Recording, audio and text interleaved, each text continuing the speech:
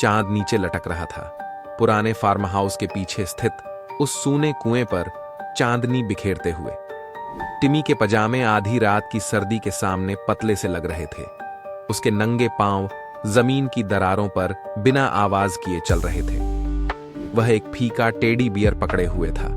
उसकी आंखें फैली हुई थीं जब वह कुएं के मुंह में झांक रहा था। अंधकार जितना काला।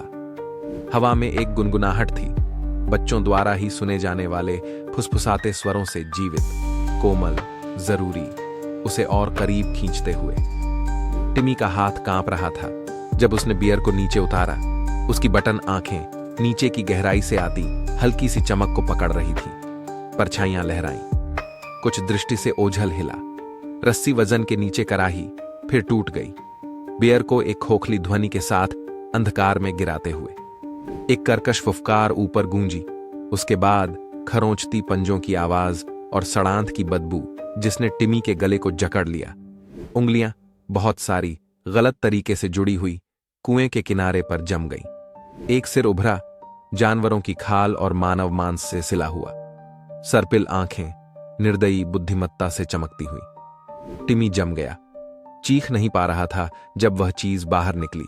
उसका शरीर भेड़िए, कौवे और आदमी का एक विकृत मिश्रण। उसने मुस्कुराया, कांच जैसे दांतों की पंक्तियां चांदनी में चमकती हुई। धन्यवाद, उसने खुरदुरी आवाज में कहा, हड्डियों के टूटने जैसी आवाज।